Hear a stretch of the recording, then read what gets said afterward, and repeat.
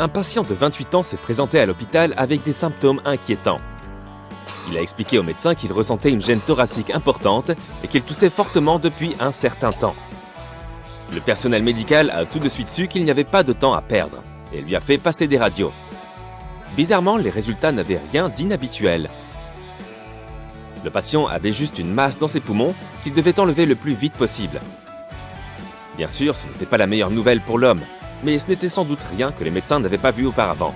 Mais ce premier avis a changé le jour de l'opération. Non seulement toute l'opération a été plus difficile que ce qu'ils avaient prévu au départ, mais la masse qu'ils ont retirée du patient avait une forme inhabituelle. Lorsqu'une petite sonde a été envoyée pour un examen plus approfondi, les médecins étaient perplexes. C'était un petit sapin.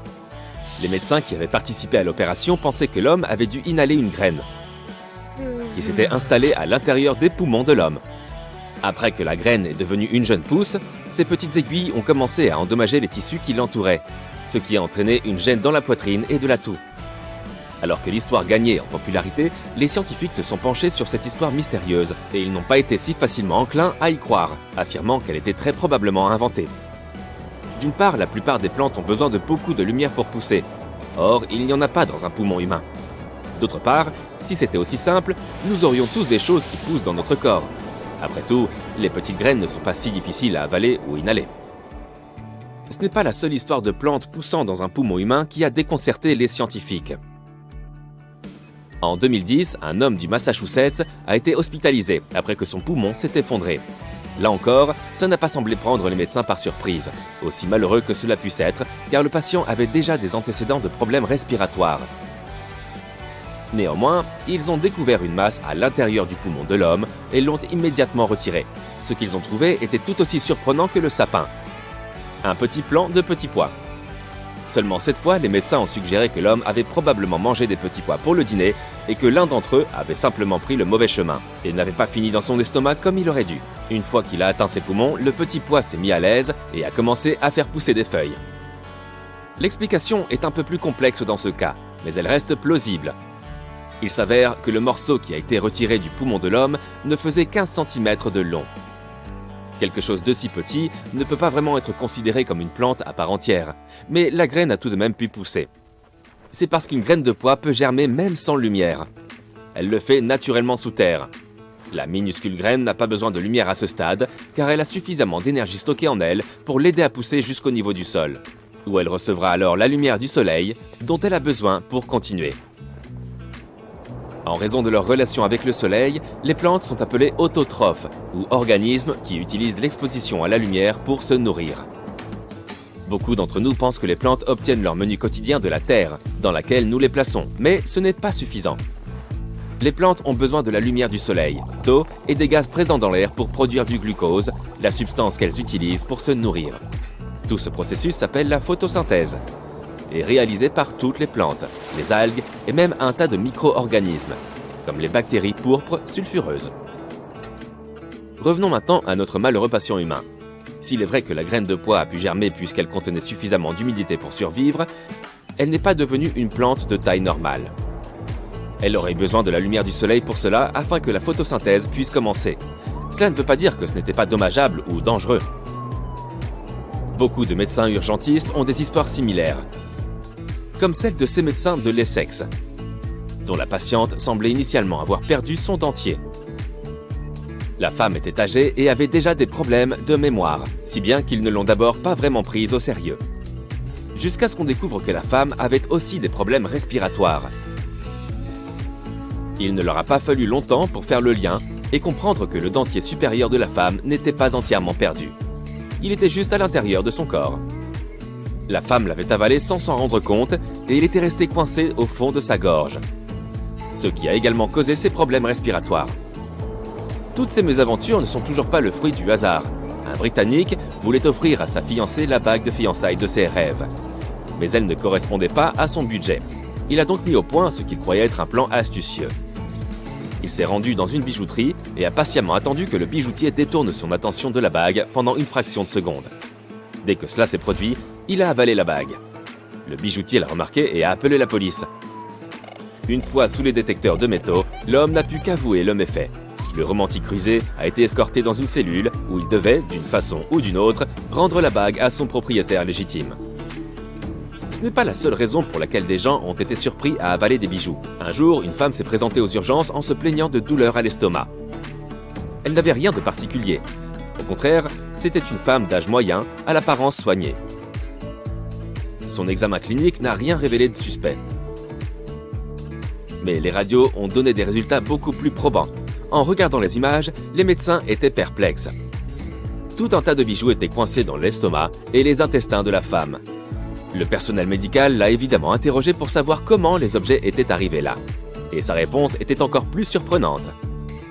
Elle a dit qu'elle voulait garder ses bijoux à l'abri de son mari, qui selon elle, avait la mauvaise habitude d'offrir ses bijoux à d'autres femmes. Un autre médecin se souvient d'avoir eu un patient avec un bouchon de bouteille coincé dans la gorge. Le problème, c'est qu'il n'a même pas remarqué qu'il avait un objet étrange coincé en lui. Il a simplement été découvert lors d'un contrôle de routine. Heureusement, aucune opération chirurgicale n'a été nécessaire pour repêcher cet objet. Les médecins ont réussi à le faire sortir à l'aide d'un petit filet médical. Ils étaient curieux de savoir comment cet homme avait réussi à se coincer un bouchon de bouteille dans la gorge sans le savoir. Sa réponse a été aussi simple que déconcertante. Il se souvenait avoir bu de l'eau quelques jours auparavant, mais il ne trouvait plus le bouchon. Il a balayé l'affaire d'un revers de main et a vaqué à ses occupations. Parfois, les choses que nous faisons quand nous sommes jeunes peuvent revenir nous hanter des années plus tard. Une femme de 30 ans a appris cette leçon au péril de sa vie, lorsqu'elle s'est retrouvée aux urgences avec le nez bouché.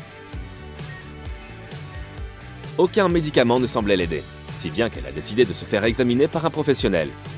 Une fois que les médecins ont jeté un coup d'œil, ils ont réalisé qu'elle avait des tissus enflammés dans le nez et quelque chose qui ressemblait à un corps étranger. Il semblait aussi que cet objet était là depuis un certain temps. Ils n'ont pas réussi à trouver ce que c'était. Alors, elle a immédiatement été emmenée en salle d'opération. Ce que les chirurgiens ont retiré ensuite a été examiné plus en détail.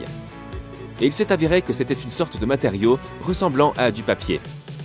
Après qu'ils l'ont interrogée, la femme s'est effectivement souvenue d'avoir fourré du papier dans son nez quand elle était petite.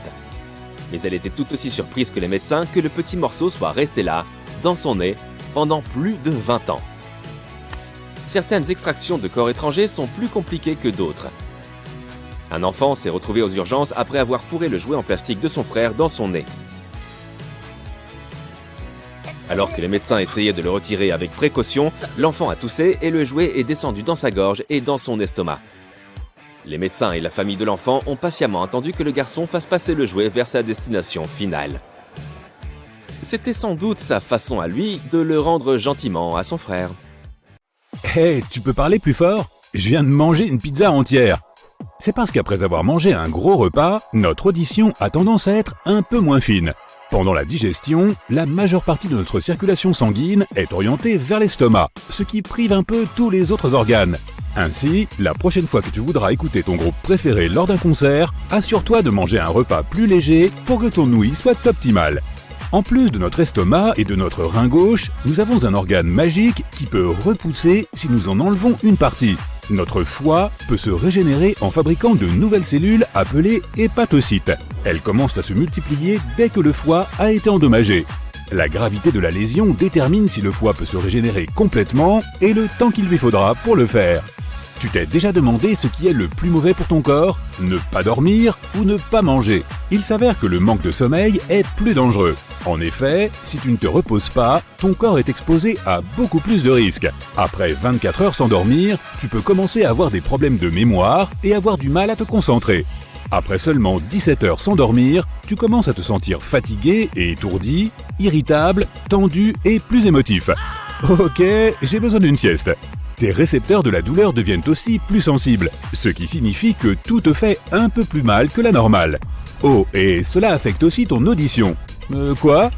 D'un autre côté, tu peux avoir largement entamé ta première période de 24 heures sans nourriture avant que ton corps ne se rende compte que tu as arrêté de manger. Pendant les 8 premières heures, tu continues à digérer les derniers repas que tu as pris. Après ces premières heures, tu commences à utiliser les graisses stockées comme source d'énergie. Si tu ne manges pas pendant plus de 24 heures, ton corps va commencer à manger ses propres protéines, ce qui signifie que tu vas littéralement commencer à perdre du muscle. L'eau de pluie n'est pas toujours potable. Elle peut parfois contenir des bactéries et des virus dangereux. Par ailleurs, dans les endroits fortement pollués, elle peut aussi contenir d'autres matières nocives. Certaines communautés dépendent uniquement de l'eau de pluie comme principale source d'hydratation. Mais l'eau de pluie a-t-elle des avantages pour la santé? Pas vraiment, d'après des études actuelles. Certaines de ces substances dangereuses peuvent être éliminées de l'eau de pluie si tu la fais bouillir. Mais il est préférable de rester prudent et de boire uniquement de l'eau qui provient de sources sans aucun risque pour la consommation humaine. Nous produisons de la sueur principalement pour réguler notre température corporelle et pour ajouter un peu d'humidité, comme celle dont nous avons besoin dans la paume de nos mains pour avoir une meilleure prise. Mais la sueur n'apparaît pas seulement sur notre peau, elle sort d'environ 5 millions de pores sur notre corps. Nous marchons littéralement sur un quart de nos os chaque jour. Notre corps compte un peu plus de 200 os, mais environ un quart d'entre eux se trouvent dans une toute petite zone surprenante, nos pieds. Comme nous avons 26 os dans chaque pied, nous en avons 52 dans les deux. Nos yeux produisent des larmes pour de nombreuses raisons, comme se protéger des infections ou éliminer les débris tels que la fumée et la poussière. Ou encore lorsque ton bébé te fait des misères. Mais la quantité de larmes que nous produisons est assez surprenante, jusqu'à 113 litres par an. C'est presque suffisant pour remplir une baignoire. Waouh, c'est bouleversant! Notre tension artérielle se réveille des heures avant nous. C'est parce que le matin, le corps produit un tas d'hormones comme l'adrénaline et la noradrénaline. Elles contribuent à nous donner le boost d'énergie dont nous avons besoin pendant les heures du matin. Mais elles augmentent aussi notre tension artérielle, qui est généralement plus élevée entre 6h et midi.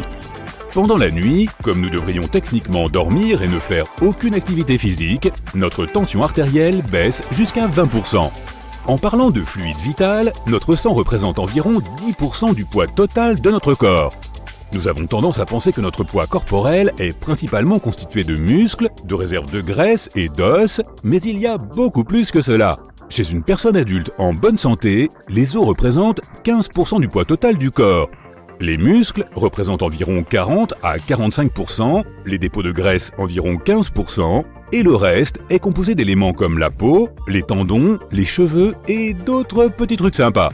Voyons voir, cela donne... Ouais, 100%. Tes poumons ne sont pas jumeaux, ils sont frères et sœurs. En effet, ils n'ont pas la même taille ni la même forme.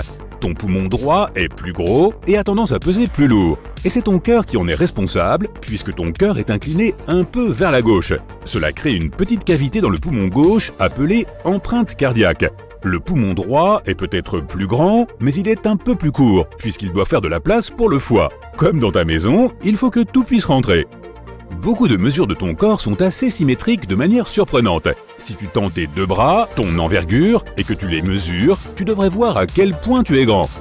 Sur la base de ces mesures similaires, les spécialistes peuvent même élaborer des théories sur l'apparence des anciens humains. Il semblerait que nous ayons évolué pour devenir de plus en plus symétriques, afin de paraître plus attrayants et en meilleure santé pour attirer des partenaires.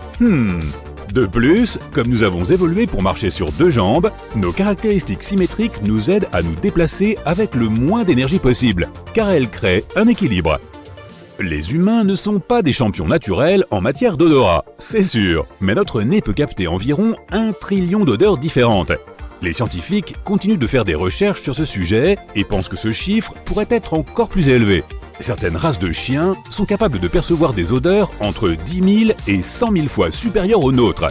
Mais il s'avère que le meilleur nez du règne animal pourrait revenir à l'éléphant, en raison de la quantité et du nombre stupéfiant de gènes de récepteurs olfactifs qu'il possède, plus de 10 000, alors que les humains et les chimpanzés en possèdent moins de 400. Nous avons tendance à considérer nos petits doigts comme nos doigts les plus délicats, mais ils ont plus de pouvoir que nous le pensons. Il s'avère qu'en cas de perte ou de défaillance de l'auriculaire, la force globale de notre prise en main peut diminuer jusqu'à 33%.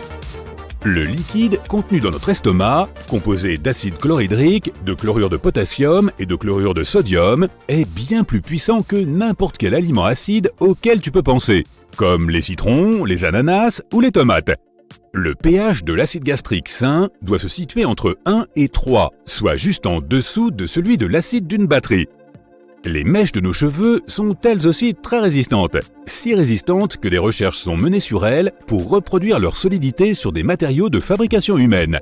Une chevelure saine devrait être capable de résister à un poids de 12 tonnes. Cela est dû à une petite protéine contenue dans les mèches de cheveux, la kératine, que l'on trouve aussi dans les ongles et la peau. Seul un tiers des humains a une vision parfaite. Les lunettes et les lentilles de contact sont beaucoup plus nombreuses qu'on ne le pense, puisqu'elles représentent environ 66% de la population. Outre les différentes affections oculaires, notre vision se dégrade aussi avec l'âge. Lorsque nous naissons, notre tête représente un quart de notre longueur totale. Lorsque nous atteignons 25 ans, notre tête ne représente plus qu'un huitième de cette longueur. Cela s'explique par le fait que la taille de notre tête ne change pas beaucoup en vieillissant, contrairement au reste de notre corps, principalement en ce qui concerne les jambes et le torse. Notre cerveau est un ordinateur très puissant et une seule cellule du cerveau humain peut contenir 5 fois plus d'informations que l'encyclopédie Britannica. Tu t'en souviens peut-être. Nous n'avons pas encore déterminé la quantité exacte de données qu'il peut supporter, mais en termes électroniques, la capacité de stockage du cerveau est d'environ 2500 téraoctets. À titre de comparaison, les Archives nationales de Grande-Bretagne, qui conservent plus de 900 ans d'histoire, ne prennent que 70 téraoctets. C'est probablement la raison pour laquelle notre cerveau a besoin de la plus grande quantité d'oxygène par rapport aux autres organes, environ 20% de l'oxygène total qui entre dans la circulation sanguine. Pourtant, il ne représente que 2% de notre masse corporelle. Nos activités normales et l'effet de la gravité font que le cartilage de nos chevilles, genoux, hanches, dos et cou se comprime lentement. Une fois que tu t'es reposé pendant la nuit, le cartilage revient à la normale. En moyenne, tu es environ 1 cm plus grand le matin que plus tard dans la nuit. Et c'est pourquoi on dort en position dite allongée. Presque tout notre corps est couvert de poils, même si nous ne les voyons pas. Ils poussent même dans le nombril. Leur but est d'attraper les poussières. Regarde bien, tu vois? Un seul cheveu humain peut supporter un poids de 100 grammes. C'est le poids de 2 barres de chocolat. La couleur de nos cheveux s'explique facilement par les gènes. Il n'y a pas plus de 2% de personnes qui ont des cheveux roux naturels. Ils sont suivis par les blonds, environ 3%, et par toutes les variétés de nuances de brun, seulement environ 11%. La grande majorité revient aux cheveux noirs, y compris les bruns très foncés. Oui, tes cheveux peuvent cesser de pousser après une certaine longueur. Un cheveu pousse généralement de 2 à 7 ans, donc généralement il ne dépasse pas 106 cm. Eh bien, dites ça à cette fille de Chine qui a battu tous les records de longueur de cheveux avec les cheveux les plus longs de tous les temps.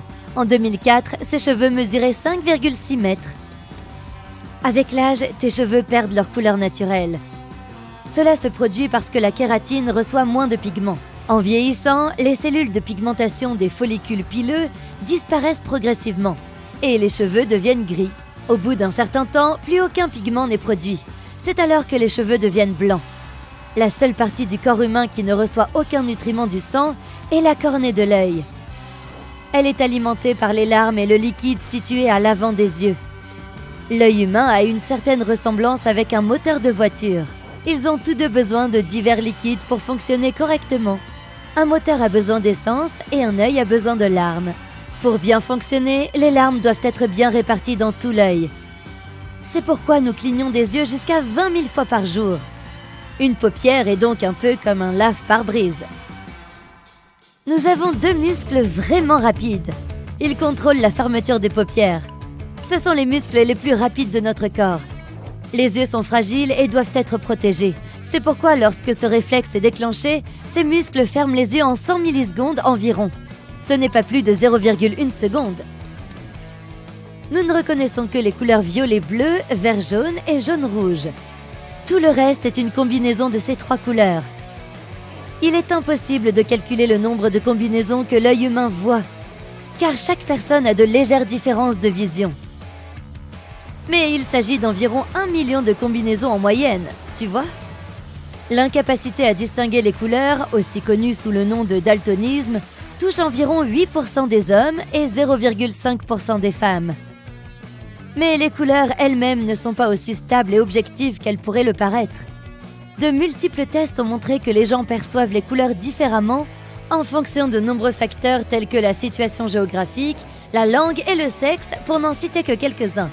Cela signifie que tu peux profiter du même coucher de soleil que ton ami et voir des couleurs complètement différentes sans même le savoir. Tout comme les empreintes digitales, la couleur de tes yeux est unique. Elle peut même affecter la façon dont tu perçois la lumière et rendre ta vision unique en son genre. Pour comprendre comment cela est possible, il faut savoir comment se forme la couleur des yeux. Voici l'iris, la partie colorée du globe oculaire. L'iris contient de la pigmentation et son contenu détermine la couleur de tes yeux. Chaque être humain a une quantité de pigmentation légèrement différente. C'est pourquoi tu ne trouveras pas deux personnes avec une couleur d'yeux identique. 3 gènes spécifiques dans ton corps sont responsables des niveaux de mélanine et déterminent la pigmentation. Les personnes aux yeux bleus et verts ont moins de mélanine dans leur iris. Et ceux qui ont plus de mélanine ont des couleurs d'yeux plus foncées, comme le brun et le noisette. Quelques rares personnes ont de beaux yeux d'un noir profond, mais ce n'est qu'une illusion d'optique causée par l'abondance de mélanine. L'iris noir pur n'existe pas dans la nature. Bien que ses yeux aient l'air très foncés, ils sont en fait marron foncé. Des études ont prouvé que la pigmentation des yeux a un impact sur ta vision, quelle que soit la couleur de tes yeux, foncés ou clairs. Les personnes dont la couleur des yeux est claire sont plus sensibles à la lumière, ce qui peut provoquer une sensation d'inconfort lors des journées ensoleillées. Si tu as les yeux clairs et que tu dois plisser les yeux quand tu vas dehors, n'oublie pas de mettre des lunettes de soleil. Tes iris contiennent moins de pigments qui protègent des rayons du soleil. Mais comme la mélanine agit comme des lunettes de soleil naturelles, tu as une meilleure vision nocturne que les personnes aux yeux foncés. Au contraire, si la couleur de tes yeux est plus foncée, ils supportent mieux la lumière forte pendant la journée. Les personnes avec des yeux foncés devraient se sentir plus en confiance lorsqu'elles conduisent la nuit, car elles ne sont pas aussi aveuglées par les phares des voitures. Ta vision périphérique est presque entièrement noire et blanche. C'est parce que tu as plus de cônes détecteurs de couleurs au centre de ta rétine que sur les côtés. Les femmes peuvent distinguer plus de couleurs que les hommes parce qu'elles ont 2 chromosomes X, tandis que les hommes n'en ont qu'un. Même si l'un des chromosomes est défectueux, une femme peut toujours voir les couleurs correctement. C'est pourquoi les femmes sont rarement daltoniennes. Il existe au moins quelques photos sur lesquelles tu as les yeux rouges. Lorsque le flash de l'appareil photo se déclenche, tes yeux ne sont pas préparés à une telle quantité de lumière. Tes pupilles restent dilatées, c'est pourquoi la lumière se reflète sur les vaisseaux sanguins rouges de la choroïde. Il s'agit d'une couche de tissu située à l'arrière de l'œil qui nourrit la rétine. Les mouches avec un aspect étrange que tu vois de temps en temps juste devant tes yeux sont des corps flottants du vitré. Elles apparaissent en raison de minuscules imperfections structurelles dans une partie particulière de l'œil qui gênent la lumière. Elles s'aggravent avec l'âge. Tu passes 10% de ton temps d'éveil les yeux fermés. Il s'agit de toutes les fois où tu clignes les yeux. Les humains sont capables d'utiliser l'écholocation comme les chauves-souris et les dauphins. Avec un peu d'entraînement, tu peux trouver ton chemin dans l'obscurité totale en analysant les alentours par les sons qui rebondissent sur les objets. Je dois encore m'entraîner à ça. Environ 6% des personnes peuvent faire vibrer et secouer rapidement leur globe oculaire d'avant en arrière. Cela ne signifie pas que quelque chose ne va pas avec leurs yeux, c'est juste un tour particulier qu'ils peuvent exécuter. Le principal objectif des cils est de protéger tes yeux du sable, de l'humidité, de la poussière et des débris présents dans l'air. Tes cils détectent quand quelque chose s'approche trop près de tes yeux, comme un insecte qui vole vers toi, et déclenche ton réflexe de clignement. Le clignement des yeux est également utile lorsque tu dois évacuer de minuscules particules ou débris coincés dans tes punctums. Il s'agit de petites ouvertures situées sur tes paupières. C'est par là que les larmes sont pompées. Tes sourcils empêchent la sueur de couler directement dans tes yeux. Ta peau à cet endroit et la forme de tes os travaillent ensemble pour diriger la sueur vers les côtés de ton visage. Les oignons produisent un irritant chimique spécial. Ils stimulent des glandes spéciales dans tes yeux, ce qui les amène à libérer des larmes. Le nez est probablement l'une des parties du corps les moins valorisées. Pourtant, nous ne pourrions même pas apprécier de manger sans lui. Environ 80% du goût d'un aliment est dû au nez et à sa capacité à reconnaître les odeurs. Si tu te bouches le nez pendant que tu manges, tu ne sentiras aucun goût. En l'absence d'odorat, tu es susceptible de reconnaître les aliments principalement à leur texture, de sorte qu'un oignon peut sembler identique à une grosse pomme fraîche. Les scientifiques pensaient autrefois que nous pouvions distinguer environ 10 000 odeurs, mais ils avaient tort. Des recherches récentes ont montré que les gens sont en fait capables de distinguer plus d'1 trillion d'odeurs. Nous nous en souvenons également mieux que toute autre chose, et les odeurs peuvent même évoquer des souvenirs lointains. Ton nez ne t'aide pas seulement à respirer et à capter les odeurs. Il filtre l'air pour la gorge et les poumons qui sont sensibles. Si nous inhalons de l'air sec, le nez l'humidifie, le rafraîchit et le réchauffe si nécessaire. En outre, le nez débarrasse l'air des impuretés. Tes narines ne fonctionnent pas toujours avec la même efficacité. Lorsque tu respires, une narine fait le plus gros du travail. Et elle change toutes les 2 heures. 18% des gens peuvent bouger les 2 oreilles en même temps, tandis que 22% peuvent bouger une seule oreille à la fois. Les personnes qui y parviennent utilisent de faibles muscles vestigiaux qui nous viennent de nos ancêtres humains qui avaient des points communs avec les chats. Certaines personnes peuvent produire un bruit de rugissement dans leur tête. Il leur suffit de tendre les oreilles ou les mâchoires. Il existe un petit muscle dans l'oreille. Il amortit les sons forts, comme lorsque tu mâches. Mais certaines personnes peuvent fléchir ce muscle et cela crée un grondement audible. Tes dents sont la seule partie de ton corps qui ne peut pas se guérir toute seule. Regarde-toi dans le miroir. Oui, droit dans les yeux. Tu vois ce petit pli de peau dans le coin intérieur de l'œil ? Eh bien, autrefois, c'était une sorte de 3e paupière, ou membrane nictitante. On peut l'observer de nos jours chez les serpents ou les lézards, par exemple. Celle-ci avait a priori la même fonction que les 2 autres, mais on ne sait pas vraiment si elle a atteint un stade de développement complet chez l'être humain. La membrane qui la composait n'était pas aussi épaisse que celle de nos paupières actuelles, et elle pouvait humidifier l'œil sans obstruer la vue. Tout ce qu'il nous reste d'elle aujourd'hui est donc ce minuscule pli au coin de l'œil, et il est fort probable qu'à l'avenir, il disparaisse tout à fait. Et peut-être qu'à cette occasion, nous cesserons de nous réveiller avec cette petite croûte pas très esthétique qui se forme à cet endroit pendant la nuit. Tant que tu es toujours devant ton miroir, regarde plus bas. Encore plus bas. Tout en bas en fait. Oui, ce sont tes orteils. Dis-leur bonjour et au revoir. En effet, les scientifiques pensent que, dans un avenir relativement lointain, nous nous débarrasserons complètement de nos orteils. Nos ancêtres, les anciens primates, avaient besoin des orteils pour grimper aux arbres plus efficacement. Ils utilisaient à la fois leurs mains et leurs pieds pour saisir les branches des arbres. Cela est bien visible aujourd'hui chez la plupart des singes. Ils ont des orteils plus longs et plus flexibles, ainsi que des pieds plus effilés qui leur permettent de s'accrocher aux branches. La mobilité de leurs pieds leur permet aussi d'attraper des objets au sol si nécessaire. Pour la plupart d'entre nous, ramasser un stylo tombé par terre avec nos orteils reste une tâche assez complexe, à l'inverse de nos cousins primates. Les humains ont évolué sur un chemin différent. Nous avons commencé à marcher debout et à descendre des arbres, ce qui a rendu nos pieds rigides et nos orteils plus courts au fil du temps. Aujourd'hui, nous utilisons toujours nos orteils pour nous équilibrer en déplaçant notre poids depuis les talons jusqu'à la pointe des pieds, mais notre point d'équilibre est désormais beaucoup plus centré. Il s'est d'abord déplacé vers l'intérieur de nos pieds, ce qui a rendu nos petits orteils si petits, et les gros orteils si gros. Si ce point d'équilibre venait à se décentrer vers l'extérieur, nos orteils auraient plus de chances de fusionner dans le futur. Maintenant, retourne-toi et regarde ton magnifique derrière. Si tu es déjà tombé d'un skateboard ou si tu as glissé sur une plaque de verglas, tu dois probablement te souvenir à quel point il est douloureux de heurter une surface dure directement sur le coccyx. Heureusement pour nous, les scientifiques prédisent que cette excroissance osseuse va bientôt disparaître au cours de l'évolution. Le coccyx est une autre caractéristique léguée par nos ancêtres primates. Et là encore, ils avaient besoin de leur queue pour être plus mobiles parmi les branches des arbres, s'en servant pour se balancer d'un arbre à l'autre. Il est difficile de dire quand les humains ont laissé tomber leur queue pour ne plus jamais s'en servir. Mais les faits sont ce qu'ils sont. La seule chose qui nous rappelle ces jours glorieux, où l'on sautait aisément d'arbre en arbre, est ce petit bout d'os à peu près inutile en bas de notre dos. Revenons au visage maintenant. Ouvre la bouche et fais « Ah ». Si tu as la chance de ne pas avoir de dents de sagesse, alors tu peux être fier de savoir que tu es un pur produit de l'évolution. Comme tu le sais peut-être, les dents sont la seule partie du corps humain qui ne se répare pas toute seule.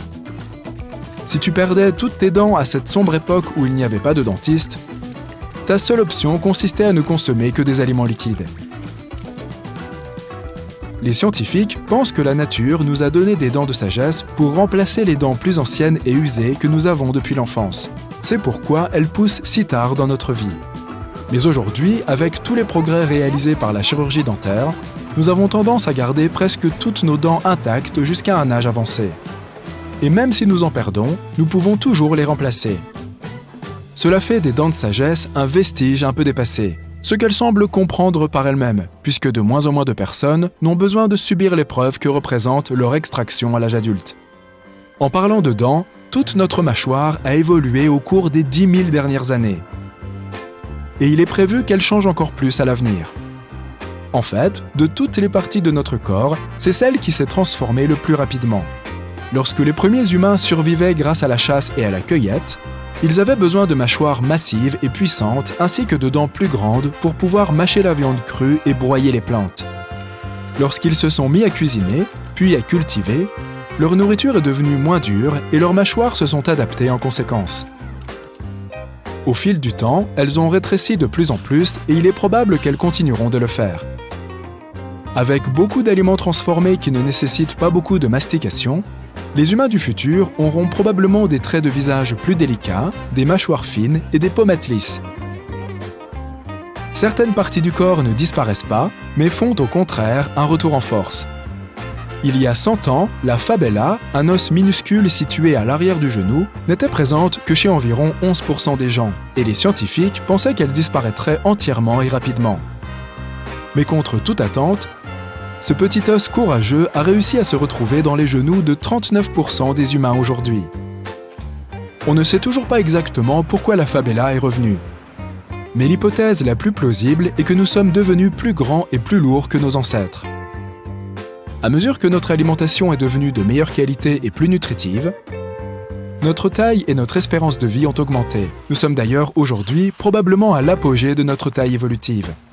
Et la fabella est peut-être apparue dans notre corps pour fournir une surface lisse aux tendons derrière le genou pour qu'ils puissent mieux glisser, réduisant ainsi la friction et les risques de dommages dus à l'usure. En parlant de taille, retournons donc à notre miroir. Fléchis un peu les bras, regarde ces jolis biceps. Malheureusement, ils ne sont sûrement pas aussi développés que ceux de tes ancêtres. Tout ce qui découle de l'évolution n'est pas toujours ce que l'on considère comme étant le mieux pour nous. C'est avant tout un ensemble de caractéristiques, en principe les mieux adaptées à nos modes de vie. Et c'est aussi le cas de nos muscles. Ils sont devenus moins grands et moins forts avec le temps, surtout dans la partie supérieure de notre corps.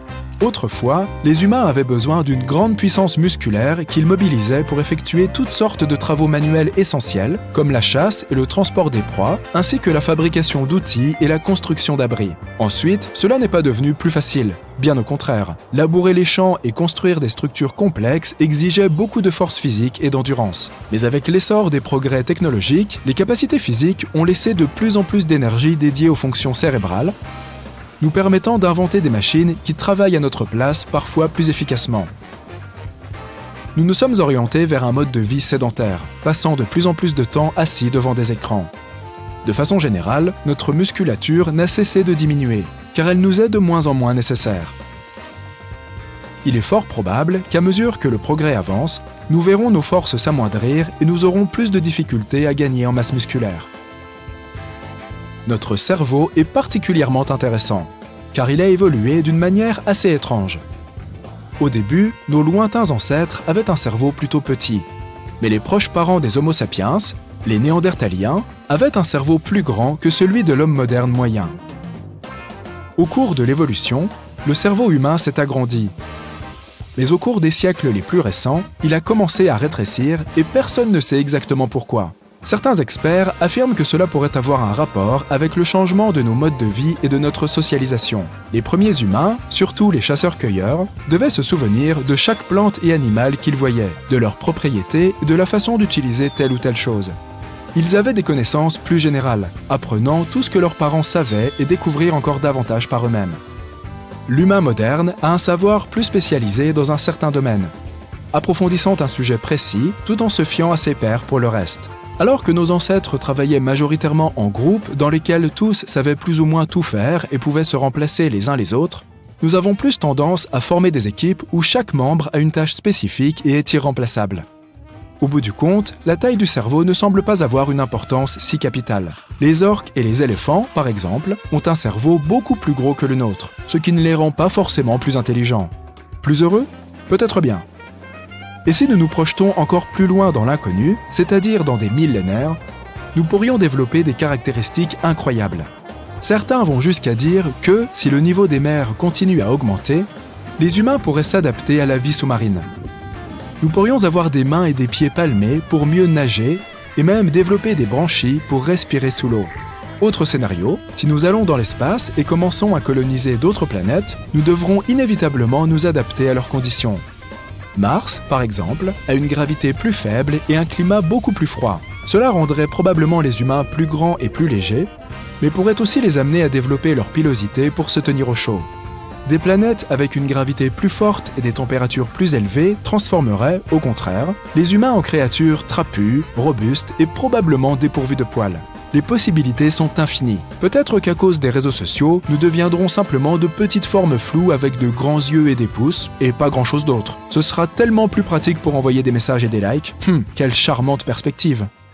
La plupart des gens sont persuadés que les humains n'ont que 5 sens. Mais ce n'est pas tout à fait vrai.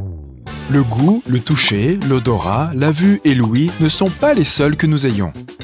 Les scientifiques affirment que les gens ont entre 9 et 20 sens au total. Parmi eux, la thermoception, qui est le sens de la chaleur, l'équilibrioception, qui est le sens de l'équilibre. Il y a aussi le sens du temps qui passe, bien que tout le monde ne semble pas maîtriser parfaitement ce dernier. Jusqu'à un passé récent, on pensait qu'il n'y avait que 8 groupes sanguins différents, mais en réalité, il existe plus de 30 systèmes de groupes sanguins connus. Pour chaque kilo de graisse que tu prends, tu génères 1 km de nouveaux vaisseaux sanguins pour fournir de l'oxygène et des nutriments à ton corps. Ton estomac produit un nouvel emballage tous les 6 jours pour éviter de se digérer lui-même. Les cellules nerveuses transmettent 1000 impulsions nerveuses par seconde. Elles voyagent à une vitesse de 1 à 431 km/h. Notre ADN contient 100 000 virus. Les scientifiques en ont découvert un qui remonte à 100 millions d'années. Ton corps émet une lumière visible. C'est à 16 heures que tu es le plus brillant et c'est à 10 heures du matin que ton éclat est le moins évident. Malheureusement, cette lueur est 1000 fois moins intense que ce que tes yeux peuvent percevoir. La sueur est principalement de l'eau mélangée à des protéines, des sucres, de l'ammoniac et beaucoup d'autres éléments. Elle contient même de minuscules quantités de métaux à l'état de trace, comme le cuivre, le zinc, le nickel, le fer, etc. Ce qui donne un goût salé à la sueur, c'est le sodium qu'elle contient. En outre, plus tu manges de sel, plus ta sueur est salée. Ton corps essaye de se débarrasser de l'excès, et le moyen le plus rapide est de transpirer. Si tu marches à 3 km/h, tu dois le faire pendant 40 heures d'affilée pour perdre 1 kg. Et il te faudrait 518 jours et 8 heures pour faire le tour de l'équateur. Le cérumen n'est pas vraiment de la cire. Il contient de la graisse, des cellules de peau, de la sueur et de la saleté. Ton cerveau devient 3 fois plus gros au cours de la première année de ta vie et atteint sa pleine maturité à l'âge de 25 ans. Il est composé à 60% de graisse. Il génère environ 23 watts d'énergie électrique, ce qui est suffisant pour faire fonctionner une petite ampoule. Les humains ne peuvent pas vraiment faire plusieurs tâches à la fois. Ton cerveau ne peut pas effectuer plus d'une action en même temps. Il passe de l'une à l'autre, ce qui ne fait pas gagner de temps, comme tu pourrais le penser. Mais augmente la possibilité que tu fasses une erreur et rend le processus plus long. Lorsque tu as un examen à passer ou que tu es au travail et que tu essayes de te concentrer sur une tâche importante, essaye de mâcher du chewing-gum. Des études ont montré que cela peut t'aider à rester concentré plus longtemps sur des tâches qui nécessitent toute ton attention. Certains affirment même que c'est une meilleure aide aux examens que la caféine. Il n'y a rien de spécial dans le chewing-gum, mais l'acte de mâcher réveille ton cerveau. Toutefois, l'effet ne dure pas longtemps, seulement 20 minutes. Les embryons développent des empreintes digitales à 3 mois. Tes os sont 4 fois plus durs que le béton. L'os le plus solide de ton corps est le fémur. Il peut supporter jusqu'à 30 fois le poids d'une personne adulte. Ce qui est encore plus fou, c'est que nos os sont constitués d'un matériau composite, ce qui signifie qu'ils sont à la fois durs et élastiques. Les coups de soleil sont le résultat d'une exposition aux radiations. Lorsque le mécanisme de défense naturelle de ton corps est débordé en essayant de combattre les rayons UV, une réaction toxique se produit et entraîne un coup de soleil. La chair de poule est un réflexe évolutif hérité de nos ancêtres. La libération d'adrénaline faisait se dresser leurs poils et ils avaient l'air plus effrayants pour les prédateurs qui s'approchaient. Ton corps produit 0,5 à 1,5 litres de salive par jour. Elle t'aide à digérer les aliments et à lutter contre les infections. Tu as aussi beaucoup de bactéries dans ta bouche. La quantité moyenne de bactéries dans la bouche d'une personne est presque la même que le nombre de personnes vivant sur Terre. Chaque humain a environ 150 000 cheveux sur la tête. Chaque mèche pousse d'approximativement 13 mm par mois. Si nous additionnions la croissance de chaque cheveu, nous pourrions atteindre la distance de 16 km en seulement un an. Tes cheveux sont aussi beaucoup plus résistants que tu ne le penses. Une seule mèche peut supporter 85 grammes, ce qui correspond au poids d'une pomme. Si on combinait la force de tous les cheveux de ta tête, ils pourraient supporter le poids de 2 éléphants. Le bruit des battements de ton cœur est le claquement des feuillets des valves qui s'ouvrent et se ferment. Ton cœur ne réplique pas ses cellules, sauf si tu as une blessure. Tes cornées sont les seules parties de ton corps qui ne reçoivent pas de sang. Elles reçoivent de l'oxygène directement de l'air. Lorsque tu es assis ou debout, il est plus facile pour toi de te rappeler des souvenirs positifs qui te font du bien. Certains pensent que c'est parce que le fait de s'asseoir avec le dos plat stimule la circulation sanguine et ton cerveau reçoit plus d'oxygène, ce qui l'aide à mieux fonctionner. L'homme qui a la voix la plus profonde du monde peut produire des sons que les humains, y compris lui, ne peuvent pas du tout entendre. Mais les éléphants peuvent entendre ces sons. Les veines ont l'air bleu parce que la lumière doit traverser des couches de peau et de graisse pour les atteindre. Ta peau disperse une grande partie de la portion rouge de la lumière blanche avant de réfléchir le sang. Il ne reste donc que la lumière bleue pour rebondir vers tes yeux. Une personne qui souffre d'anosmie est incapable de détecter les odeurs.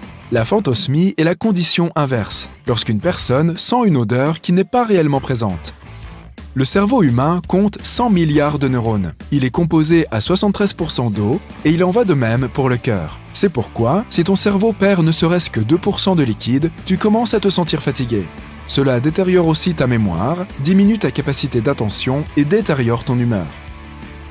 La plus ancienne personne connue à avoir eu les yeux bleus vivait à l'âge de pierre il y a 7000 ans. Ton rein droit est probablement plus petit et se trouve plus bas que ton rein gauche pour faire de la place à ton foie. Ton cerveau s'assure que tu ne bois pas trop ou trop peu d'eau. Après avoir avalé du liquide, ta bouche et ta gorge commencent à envoyer des signaux à ton cerveau pour lui dire d'arrêter de boire. Sinon, tu continuerais à engloutir de l'eau pendant les 10 à 60 minutes qu'il faut au liquide pour atteindre tes cellules. Tes yeux peuvent voir quelque chose durant à peine 13 millisecondes. Et ton cerveau traite déjà cette image. Un clignement d'œil moyen dure entre 100 et 400 millisecondes. Même si la langue n'est pas le muscle le plus fort de ton corps, elle ne se fatigue jamais. C'est à cause de la façon dont elle est conçue. Elle est composée de 8 muscles entrelacés. La langue est le seul muscle dont les extrémités ne sont pas reliées à un os. D'autres muscles relient 2 os aux 2 extrémités car c'est ainsi que nous tirons et faisons un mouvement. Il y a environ 700 espèces différentes de bactéries dans ta bouche. Plus de 6 milliards d'entre elles y vivent. Ta peau est ton plus grand organe. Elle peut couvrir la surface de 2 serviettes de bain. Elle représente environ 16% du poids du corps et mesure environ 2 mètres carrés.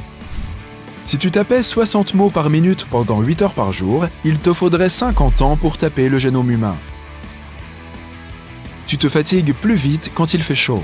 Cela se produit parce que ton corps essaye de se maintenir au frais, ce qui lui demande beaucoup de travail supplémentaire. Tu es donc fatigué même si tu ne fais rien d'exigeant physiquement. Ton corps possède 78 organes, mais seuls 5 d'entre eux sont essentiels à ta survie. Le cerveau, le foie, les reins, les poumons et le cœur. Tiens, le téléphone sonne. Ça doit être quelque chose d'urgent. Seulement, tous les gadgets de la maison sont en silencieux. Ce sont tes oreilles qui sonnent. Tu peux aussi entendre des sifflements, des bourdonnements et même des rugissements. Mais tous ces bruits n'ont pas de source externe. C'est pourquoi on les appelle des sons fantômes. Ils peuvent se produire dans 1 ou 2 oreilles, constamment ou de temps en temps. Ils sont généralement plus perceptibles la nuit lorsque rien ne te distrait. Les femmes ont plus de papilles gustatives à la surface de leur langue que les hommes. C'est l'une des raisons pour lesquelles 35% des femmes et seulement 15% des hommes sont des super goûteurs. Ce sont des personnes qui ressentent les saveurs plus fortement que les autres.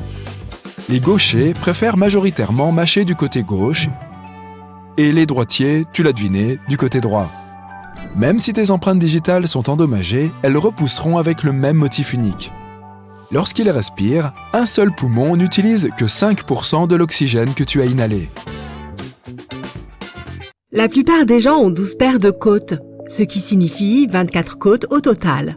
Mais certains en ont 25. Une personne sur 200 naît avec une côte dite cervicale. Elle se forme juste au-dessus de la première côte et se développe à la base du cou, au-dessus de la clavicule. Une côte cervicale peut être située à gauche, à droite ou des deux côtés. Tu peux en avoir une sans même le savoir. Cette côte supplémentaire ne se forme pas nécessairement complètement. Il peut s'agir d'une fine bande de fibres tissulaires que même une radiographie ne peut pas détecter. Dans la plupart des cas, ce n'est pas vraiment un problème, sauf si elle commence à exercer une pression sur les nerfs et les vaisseaux sanguins. Tu ne penses sans doute pas à ça quand tu remplis un formulaire et que tu tombes sur la section couleur des yeux. Mais répondre n'est pas si simple pour les personnes qui présentent une caractéristique corporelle rare appelée hétérochromie. Il s'agit d'une personne qui a une différence de couleur des yeux. L'hétérochromie complète signifie que tu as deux yeux de couleurs différentes, comme un œil bleu et un œil marron. Mais il existe aussi une hétérochromie partielle. Cela signifie que seule une partie de ton iris est d'une couleur différente du reste. Aux États-Unis, moins de 200 000 personnes en sont atteintes. Les cheveux roux naturels ne sont pas aussi courants qu'on pourrait le croire. Seuls 2% de la population mondiale en sont dotés. 8 gènes en sont responsables. Les scientifiques avaient l'habitude de l'associer à un seul gène rare et récessif, dont il faudrait hériter de ses deux parents en deux versions. Puis ils se sont rendus compte que toutes les personnes ayant deux versions de ce gène n'ont pas forcément des cheveux roux. Donc il doit y avoir d'autres gènes impliqués. Sais-tu quelle couleur d'yeux est super rare ? Gris. La plupart des gens ont les yeux marrons, bleus ou noisettes. Environ 17% des gens ont les yeux bleus. Mais la probabilité d'avoir les yeux bleus et les cheveux roux en même temps est d'environ 0,17%. Moins d'1% ont les yeux gris. Si tu les as, c'est à cause d'un faible taux de mélanine dans la couche antérieure de ton iris. Il n'y a que 43 personnes dans le monde qui possèdent cette caractéristique corporelle extrêmement rare appelée sang doré. Environ 0,6% des Américains sont AB négatifs, mais ce n'est pas le type sanguin le plus rare au monde. En 1961, des scientifiques ont découvert qu'un indigène australien possédait un groupe sanguin spécifique, celui qui est totalement dépourvu de certains antigènes, c'est-à-dire de protéines ou de globules rouges. Les personnes qui possèdent ce groupe exceptionnel peuvent donner leur sang à d'autres personnes ayant un groupe sanguin rare, mais ne peuvent le recevoir que d'une des 40 autres personnes qui le possèdent aussi. C'est pourquoi on parle de sang doré. Il vaut son pesant d'or. Une autre caractéristique rare du corps est un petit trou près de l'oreille. Au premier abord, il semble s'agir d'une sorte de branchie. Certains scientifiques pensent qu'il pourrait s'agir d'une sorte de vestige évolutif de l'époque où nous étions des créatures aquatiques. Ce petit trou est surtout présent d'une oreille, mais pas des deux. Certaines personnes ont des pieds semblables à ceux des chimpanzés. Ils sont courbés, flexibles et adaptés pour grimper aux arbres. Des chercheurs de l'université de Boston ont filmé 400 personnes en train de marcher pieds nus et ont conclu qu'une personne sur 13, soit 8% des participants, présentait cette caractéristique. En général, le pied humain est rigide. Nous avons évolué de cette manière afin de pouvoir marcher efficacement sur des terrains plats. C'est du moins ce que l'on peut apprendre dans les manuels scolaires. Mais d'autres singes ont des pieds flexibles. Cela leur permet de s'agripper aux branches lorsqu'ils se déplacent dans les arbres. Le type de pied qui ressemble à celui des singes arboricoles est flexible au milieu. Il se plie au niveau de la pointe du pied et se situe à mi-chemin entre la pointe et le talon. Les pieds humains ont normalement une articulation à cet endroit, mais la majorité des gens ont des ligaments rigides qui recouvrent l'articulation. C'est ainsi qu'ils la maintiennent rigide. Les rares personnes qui ont des pieds de chimpanzé ont des ligaments plus souples qui permettent à leurs pieds de se plier. Essaye de bouger ton doigt majeur ou ton petit doigt. C'est difficile de le faire sans plier ton annulaire, non? C'est ainsi que cela fonctionne pour la plupart des gens, mais il y en a qui peuvent complètement isoler leur annulaire. Les chercheurs pensent que c'est héréditaire. Si tu peux toucher ton nez ou ton menton avec ta langue, cela signifie que tu fais partie des 5% de la population mondiale qui peuvent le faire. La langue de la plupart des gens ne peut pas aller aussi loin, même s'ils font des efforts. Certaines femmes ont une supervision des couleurs. Dans ce cas, tu es capable de voir et de distinguer les couleurs grâce à des cellules spéciales dans tes yeux appelées cônes. Les gens ont généralement 3 types de cônes, mais les scientifiques s'intéressent particulièrement aux tétrachromates. Ils pensent que ces personnes possèdent 4 types de cônes. Grâce à cela, ils sont capables de voir 100 millions de couleurs différentes. Une équipe de chercheurs de l'université de Newcastle a passé des années à rechercher ce genre de personnes. Finalement, en 2010, ils ont trouvé l'une d'entre elles. Au début, cela semble être un pouvoir magique, mais ce n'est pas toujours amusant. Un tétrachromate a déclaré qu'aller à l'épicerie peut être un véritable cauchemar, car c'est comme voir un tas de couleurs qui arrivent sous tous les angles. Il y a des gens qui naissent avec une double rangée de cils. Cette rangée supplémentaire émerge des conduits des glandes de Meibomian. L'un des exemples de célébrités avec ce type de mutation génétique rare était Elizabeth Taylor. Voici quelque chose que tu peux essayer. Décolle ton pied droit du sol, va dans le sens des aiguilles d'une montre. Peux-tu dessiner le chiffre 6 avec ton pouce, sans crayon ni papier, juste avec ton orteil? La majorité des gens se rendront vite compte qu'ils ont commencé à bouger leurs pieds dans la direction opposée sans même s'en rendre compte. Cela se produit en partie parce que le chiffre représente un cercle dans le sens inverse des aiguilles d'une montre. Ce n'est que dans 2 rares cas lorsque le cerveau est câblé d'une manière différente ou grâce à l'entraînement que certaines personnes peuvent le faire dans le sens inverse. Tu as sans doute aussi entendu cette croyance selon laquelle il n'est pas possible d'éternuer les yeux ouverts. Eh bien, c'est possible. Il existe des nerfs crâniens qui relient tes yeux et ton nez. C'est la raison pour laquelle lorsqu'ils éternuent, la plupart des gens ferment automatiquement les yeux. Mais il est toujours possible d'éternuer les yeux ouverts. Et non, tes yeux ne sortiront pas à cause de cela. Il y a des gens qui peuvent faire un bruit de rugissement dans leur tête. Il leur suffit de tendre l'oreille ou la mâchoire. Nous avons tous ce petit muscle dans notre oreille. Son rôle est de faire taire certains sons qui peuvent vraiment nous distraire, par exemple lorsque nous mâchons. Et certains ont la capacité de fléchir ce petit muscle. De cette façon, ils créent un grognement audible, comme si un petit lion rugissait dans leur tête. Peux-tu plier ton pouce en arrière?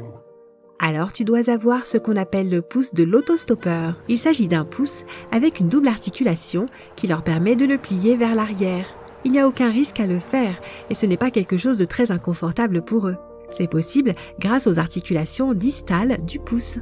Dans certains cas, les personnes ne peuvent bouger qu'un seul pouce vers l'arrière, tandis que d'autres peuvent bouger les deux. Il existe une caractéristique corporelle rare qui fait de certaines personnes des super goûteurs. La génétique joue un rôle dans beaucoup de choses, y compris dans nos papilles gustatives. Environ 25% de la population mondiale fait partie de la catégorie des super goûteurs. Par rapport aux gens normaux, ils ont plus de petits points visibles sur la langue, appelés papilles gustatives. Cela les rend plus sensibles à certains goûts, comme le sucré, l'amer et le salé. Ils ont plus de récepteurs de la douleur que la moyenne. C'est pourquoi ils n'aiment pas trop les plats épicés. De même, ils ne mangeront probablement pas beaucoup de légumes car le goût sera trop amer pour eux. Les dents de sagesse étaient autrefois importantes, et nous n'en avons plus vraiment besoin. Mais leur absence est en fait une caractéristique corporelle assez rare. De nos jours, lorsque les dents de sagesse, aussi appelées troisième molaire, tentent de percer les gencives, dans de nombreux cas, elles manquent de place. Par conséquent, elles peuvent devenir encombrantes à l'intérieur de ta bouche. De nombreuses personnes doivent donc se débarrasser de ces dents supplémentaires, environ 5 millions de personnes chaque année, pour être précis. La synesthésie est le phénomène par lequel le cerveau mélange certains sens. Ainsi, une personne atteinte de synesthésie est capable de goûter la musique ou d'entendre les couleurs. On dit que Mozart en était atteint. Par exemple, il voyait le Ré majeur comme un son chaud et orangé et le Si bémol mineur comme un son noirâtre. Ce trouble est rare. Environ une personne sur 2000 en est atteinte et la majorité d'entre elles sont gauchères ou il s'agit de femmes.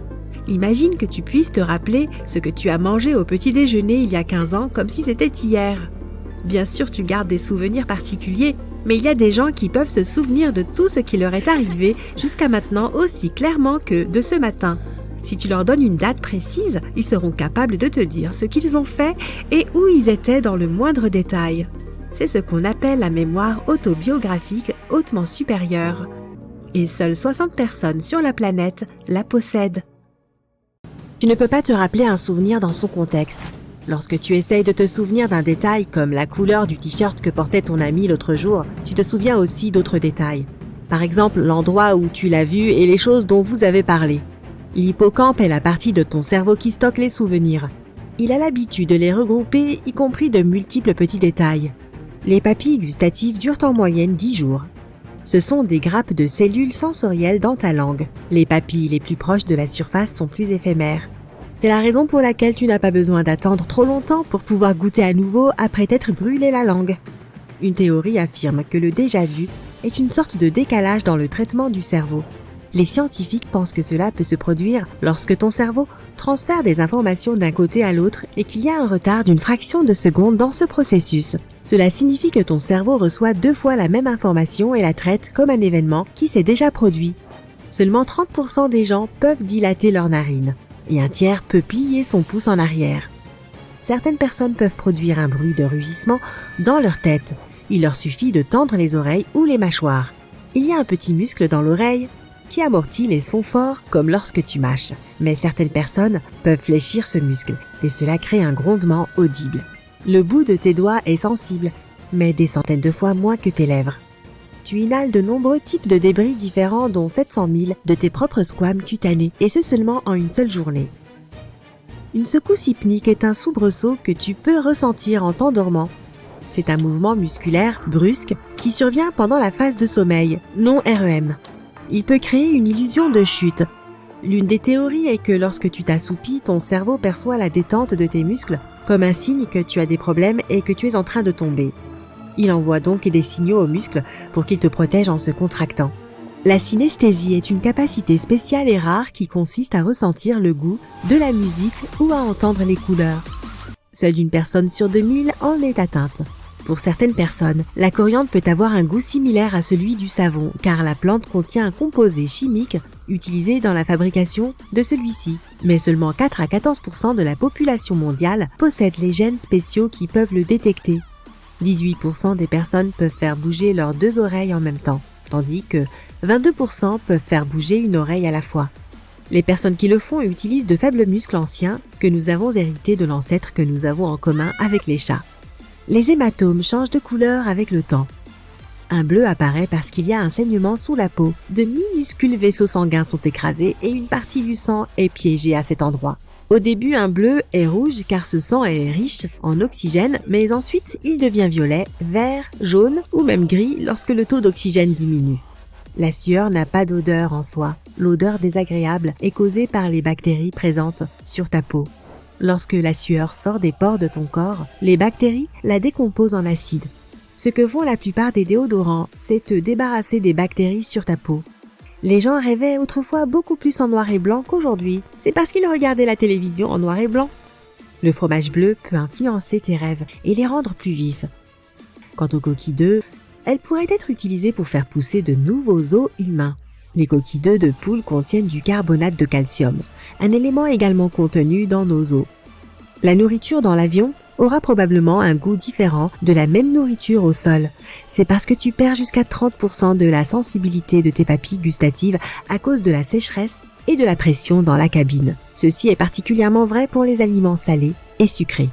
Tes narines ne fonctionnent pas avec la même efficacité tout le temps. Lorsque tu respires, une seule narine fait la majeure partie du travail et elle se relaie toutes les 2 heures. Tu ne pourrais pas goûter les aliments sans salive. Tes papilles gustatives ont des chimiorécepteurs qui reconnaissent différentes saveurs, mais ils ont besoin d'un liquide pour que ces saveurs se lient à leurs molécules. Ainsi, tu ne peux pas goûter les choses que la salive ne dissout pas. Le cerveau ne peut pas vraiment ressentir la douleur. Il a bien un centre de la douleur, mais il n'a pas lui-même de récepteur de la douleur. Lorsque ta tête te fait mal, tu peux le sentir à cause des nerfs, des tissus et des vaisseaux sanguins qui entourent ton cerveau. Un seul cheveu humain peut supporter un poids de 100 grammes, soit le poids de 2 barres chocolatées.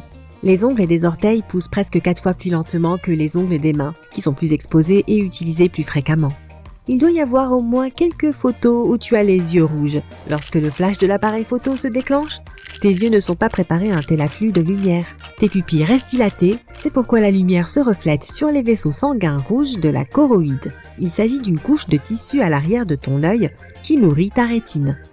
Ton poumon droit est plus grand que le gauche car ton corps doit faire de la place pour le cœur. Tes dents sont la seule partie de ton corps qui ne puisse pas se guérir toute seule. Le masséter est le muscle le plus puissant que tu aies par rapport à son poids. Avec le reste des muscles de la mâchoire, il peut fermer tes dents avec une force de 90 kg sur les molaires et de 25 kg au niveau des incisives. Les oignons produisent un irritant chimique spécial qui stimule des glandes spéciales dans tes yeux, ce qui les pousse à libérer des larmes. Ton nez peut mémoriser jusqu'à 50 000 odeurs différentes et détecter plus de 1000 milliards d'odeurs. Nous avons tous une odeur unique, sauf les vrais jumeaux. Cette odeur est en partie déterminée par la génétique, mais elle dépend aussi de ton alimentation, de ton hygiène et de l'environnement. Manger de la neige n'est pas le meilleur moyen de rester hydraté. Ton corps a besoin de trop d'énergie pour la transformer en eau. La neige peut t'apporter un peu d'hydratation, mais elle fera aussi baisser la température de ton corps, ce qui n'est pas le meilleur scénario si tu essayes de survivre à des conditions hivernales difficiles. Tu brûles entre 100 et 200 calories par heure en étant debout. La position assise brûle 60 à 130 calories selon ta taille, ton poids, ton sexe et ton âge. Le gel du cerveau est un mal de tête gênant dû à la glace. C'est la façon dont ton cerveau te dit de ralentir et peut-être d'arrêter de manger quelque chose de très froid. Le principal objectif des cils est de protéger tes yeux du sable, de l'humidité, de la poussière et des débris présents dans l'air. Tes cils détectent quand quelque chose s'approche trop près de tes yeux, comme un insecte qui vole vers toi et déclenche un réflexe de clignement. Cligner des yeux t'aide aussi lorsque tu dois évacuer de minuscules particules ou débris coincés dans tes puncta. Ce sont de petites ouvertures que tu as dans tes paupières. C'est là que les larmes sont créées. Quant à tes sourcils, ils empêchent la sueur de couler directement dans tes yeux. Ta peau à cet endroit et la forme de tes os fonctionnent également ensemble pour diriger la sueur vers les côtés de ton visage. Nous ne sommes pas les plus rapides, les plus forts ou les plus grands du règne animal, mais nous sommes les meilleurs pour courir sur de longues distances. C'est parce que nous avons de longues jambes et que notre corps peut perdre l'excès de chaleur en transpirant. Il y a longtemps, nos ancêtres chassaient les animaux en les poursuivant pendant de longues périodes. Cela finissait par épuiser les petites créatures. Les 5 sens de base sont le goût, le toucher, la vue, le son et l'odorat, mais les gens ont plus de sens que cela. La proprioception est le fait d'être conscient des parties de ton corps et de leur position, même si tu ne les vois pas. Par exemple, si ton bras est derrière ton dos, tu sais qu'il est là. Si tu étais une pieuvre, tu ne le saurais pas, parce que ces créatures ne savent pas que leurs tentacules existent si elles ne les voient pas. La thermoception est la capacité à percevoir la température. L'équilibrioception est le sens de l'équilibre. Il y a aussi la nociception qui permet de ressentir la douleur et la chronoception qui est la façon dont tu peux sentir le temps qui passe. Il y a encore davantage de sens dans le règne animal, électroréception et magnétoréception, mais les humains ne les ont pas. Tu ne peux pas voir tes papilles gustatives. Ces petites bosses sur la langue sont des papilles linguales. Il en existe 4 sortes, circumvallate, foliée, fongiforme, filiforme. Elles sont toutes recouvertes de papilles gustatives, sauf la dernière, filiforme, papille filiforme vue microscopique. Celle-ci est responsable du sens du toucher de ta langue. Ton auriculaire est responsable de 50% de la force totale que tu as dans ta main. Ton foie est un organe très important qui travaille beaucoup et est responsable de 500 fonctions individuelles. Jusqu'à 10% de son contenu est composé de graisse. Le foie peut se régénérer. Tu peux brûler des calories lorsque tu prends un bain chaud, autant que si tu faisais une promenade d'une demi-heure. Les gens ont généralement besoin de 7 minutes pour s'endormir. Ce temps est plus court si tu viens de manger un repas copieux. En moyenne, ton cœur est aussi gros que ton poing. Il bat 115 000 fois et pompe environ 7 600 litres de sang par jour. Comment appelle-t-on une personne qui peut écrire aussi bien de la main gauche que de la main droite? Peux-tu atteindre l'intérieur de ton nez avec ta langue? Et pourquoi ferais-tu cela? Découvre si tu as un vrai super pouvoir. Environ un tiers des gens peuvent lever un sourcil, le gauche ou le droit. C'est un excellent moyen d'envoyer un signal à quelqu'un tout en racontant une blague. Mais la capacité à lever les 2 sourcils séparément est beaucoup plus rare. Si tu ne fais pas partie de ces personnes, c'est parce que tu ne peux pas contrôler et bouger les muscles correspondants. Mais cette compétence peut être développée. Mets-toi devant un miroir, tiens un sourcil avec ta main et lève l'autre de haut en bas. Puis fais la même chose avec l'autre sourcil. Cela t'entraînera à les bouger séparément. Peux-tu t'asseoir sur le sol et te relever sans l'aide de tes mains ou de tes genoux? Ce simple défi s'appelle le test de redressement assis. Bien que les scientifiques débattent pour savoir si ce test est fiable, afin d'affirmer quoi que ce soit sur ta santé, tu peux quand même l'utiliser pour vérifier si tes muscles et ton cœur sont assez forts. Si tu es incapable de te lever du sol sans le soutien de tes mains ou de tes genoux, il est peut-être temps de retourner à la salle de sport. Tends ta main et plaque une bague sur le creux de ton coude, puis fais pivoter ta paume. Si la bague n'est pas tombée, tu es une personne rare. Certains disent que seulement 2% des gens peuvent le faire, même si ce chiffre est discutable. Si tu arrives à lécher ton coude ou à toucher ton avant-bras avec ton pouce, félicitations, tu fais partie d'une minorité. Mais certaines personnes font passer la souplesse au niveau supérieur. Cette condition s'appelle l'hypermobilité. Elle permet à de rares individus de tordre leur corps dans des positions bizarres, tel un serpent, mettre sa tête entre les pieds, faire un pont arrière et toutes sortes de grands écarts. Mais dans certains cas, l'hypermobilité peut aussi augmenter la sensibilité car ces personnes ont une médullaire plus grande. Cette zone du cerveau est responsable du traitement des émotions. 90% des gens sont droitiers et seulement 10% sont gauchers. Logique. Mais il y a aussi un très petit pourcentage de personnes qui peuvent utiliser les deux mains aussi bien l'une que l'autre, y compris pour écrire, dessiner et effectuer n'importe quelle tâche. Les personnes naturellement ambidextres ne représentent qu'1% de toute la population, soit environ 70 millions de personnes. Si tu veux vérifier si tu en fais partie, essaye d'écrire la même phrase avec les deux mains, ou de dessiner un cercle d'abord avec ta main droite, puis avec ta main gauche. S'il n'y a pas de différence, félicitations! Au fait, ces exercices sont très bons pour équilibrer les hémisphères du cerveau, quelle que soit ta main dominante. L'écriture en miroir est un autre bon moyen de réveiller tes neurones. Léonard de Vinci avait l'habitude d'écrire ses pensées dans un journal de droite à gauche. Le but réel de ces écritures en miroir est encore inconnu. Mais certaines personnes suggèrent qu'il essayait simplement d'éviter de barbouiller sa page d'encre parce qu'il était gaucher. Mais attention, rédiger un texte en miroir n'est pas une tâche facile pour la plupart des gens. La plupart des gens dépendent des prévisions météo et doivent adapter leur tenue en fonction de la saison pour éviter d'attraper un rhume. Mais pas tout le monde. Certains chanceux ont appris à maintenir leur corps chaud par n'importe quel temps. Ces héros intrépides peuvent marcher dans le froid en ne portant qu'un maillot de bain. Ils peuvent rester debout dans la neige, pieds nus, et même nager dans une rivière gelée ou un trou de glace. En général, ce don ne vient pas naturellement. Ces personnes entraînent leur corps pendant des années jusqu'à ce qu'ils s'habituent à supporter le froid extrême. Bien sûr, ils ne le font pas juste pour le plaisir. Les avantages de cette pratique pour la santé comprennent une meilleure circulation sanguine, une concentration accrue et un sentiment général de bien-être. Et toi, combien de secondes peux-tu rester pieds nus dans la neige? Tends ta main devant toi. Serre tous tes doigts ensemble, sauf le pouce. Écarte maintenant l'index avec le majeur dans une direction et l'annulaire avec l'auriculaire dans une autre. Tu as réussi? Si oui, tu ferais probablement un merveilleux musicien, car les nerfs de tes paumes sont bien développés. Es-tu sensible quand tu te chatouilles toi-même? Normalement, non. Cela ne fonctionne que si quelqu'un d'autre te chatouille. Cela se produit parce que la zone du cervelet qui contrôle les mouvements prédit les sensations provoquées par tes propres mouvements. Ensuite, il envoie un signal à d'autres parties du système nerveux pour annuler ces sensations. Mais certaines personnes peuvent se faire des chatouilles à elles-mêmes.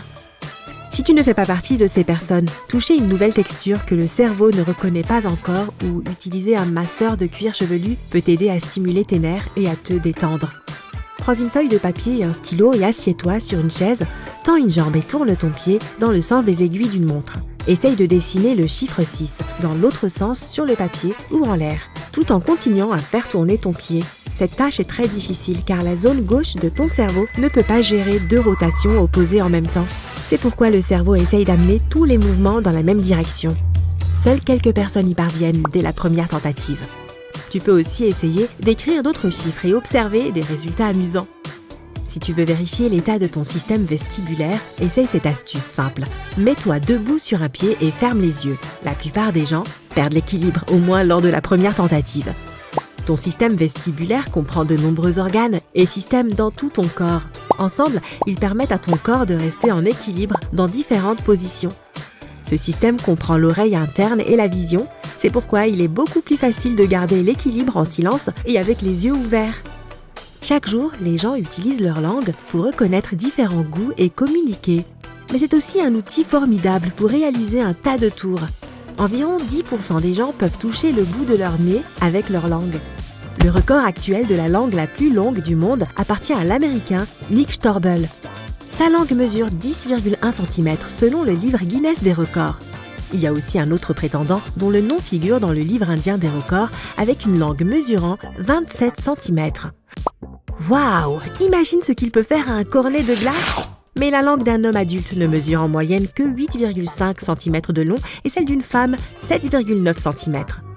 C'est pourquoi la plupart des gens ne peuvent pas réaliser le tour du nez aussi facilement. Faire un nœud avec une queue de cerise dans sa bouche est un défi populaire, mais seules quelques personnes parviennent à le faire correctement et rapidement. Al Glignaci a établi le record mondial en juin 2014 lorsqu'il a fait 14 nœuds de queue de cerise en 1 minute en utilisant uniquement sa langue. Waouh! Si tu veux essayer de battre son record, entraîne-toi avec patience et choisis des tiges plus longues d'environ 4 cm. De nombreux tutoriels sont à ta disposition sur Internet. Mets-toi devant un miroir.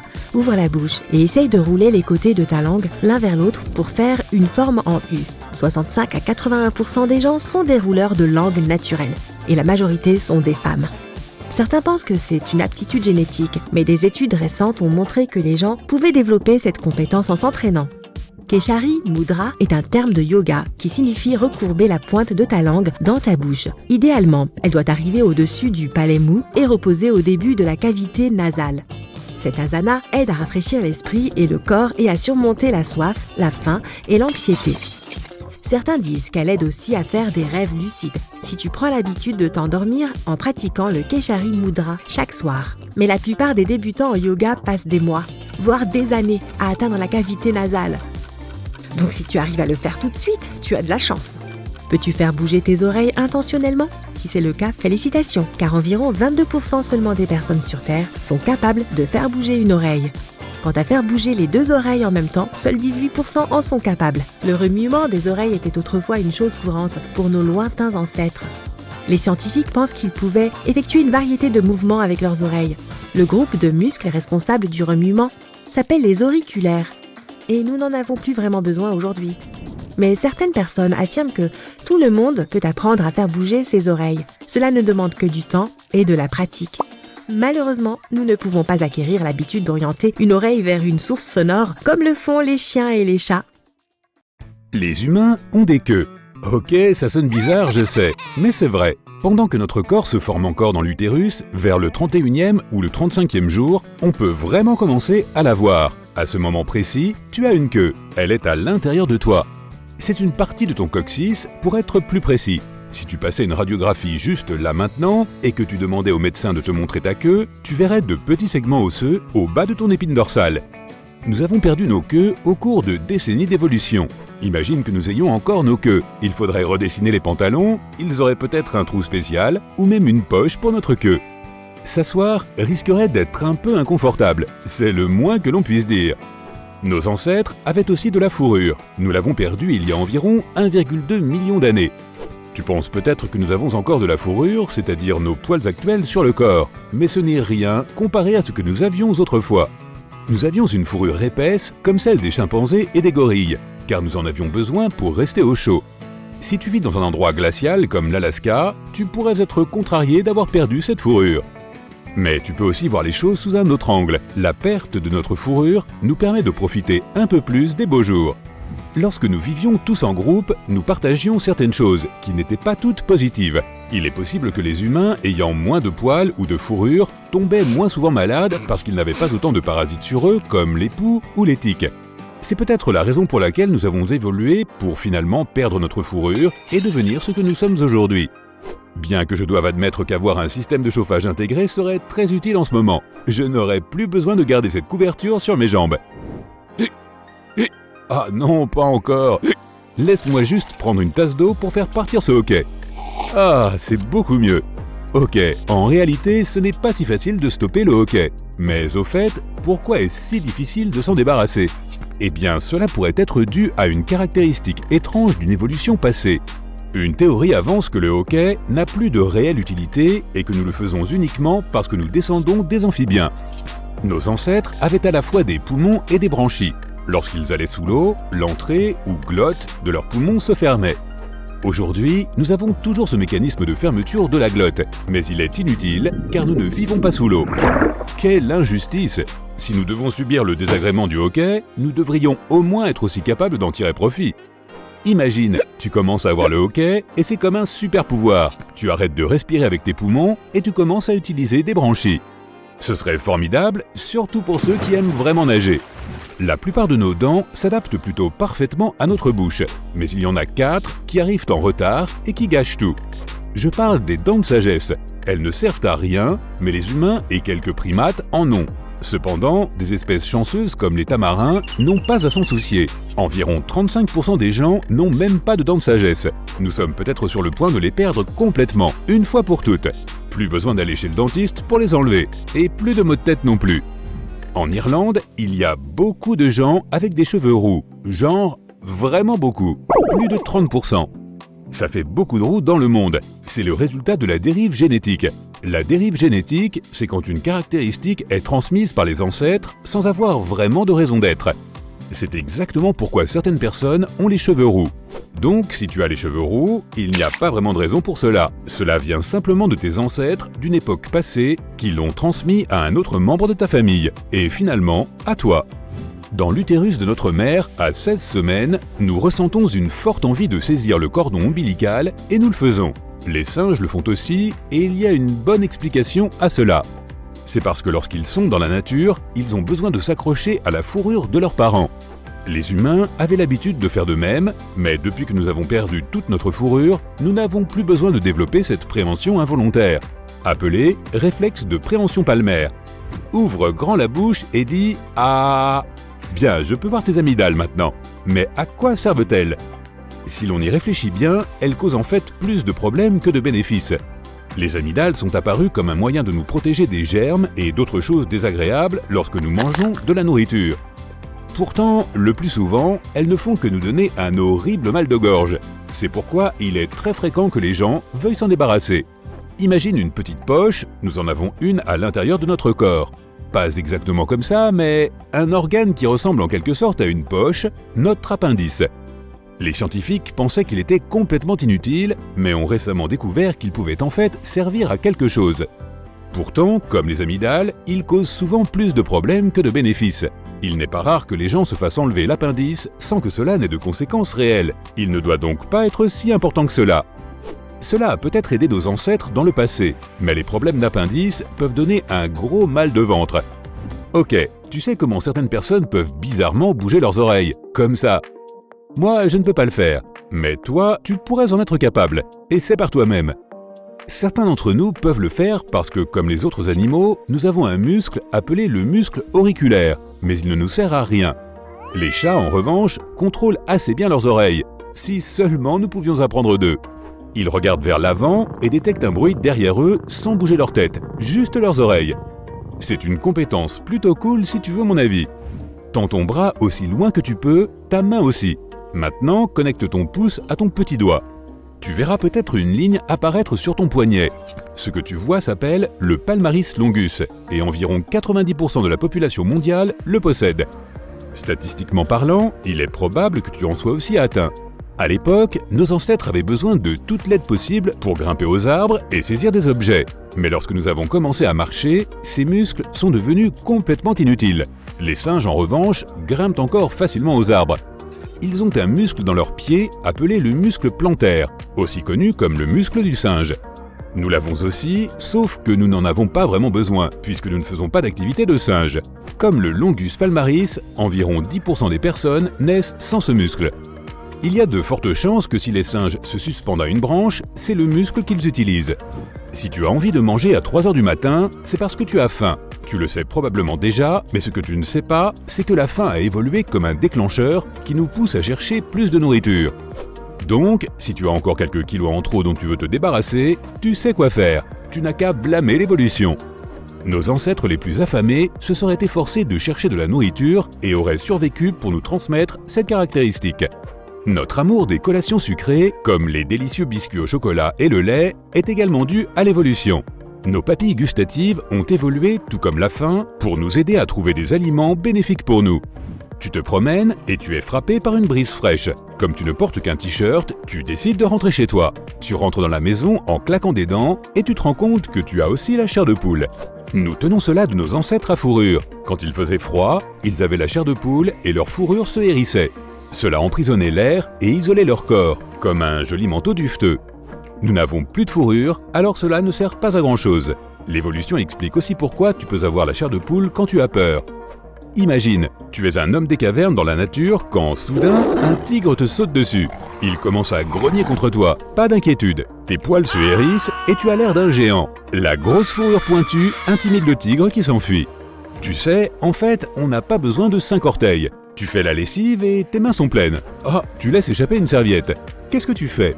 Tu la ramasses avec tes pieds, bien sûr. Cela est possible grâce à notre 5e orteil, mais nous pourrions facilement nous en passer. Comme nous marchons debout et que nous n'avons pas besoin de sauter de branche en branche, cet orteil est pratiquement inutile. Nous pouvons très bien marcher et même courir avec 4 orteils, peut-être même moins. Alors qui sait, peut-être qu'à l'avenir, les humains n'auront que 4 orteils à chaque pied.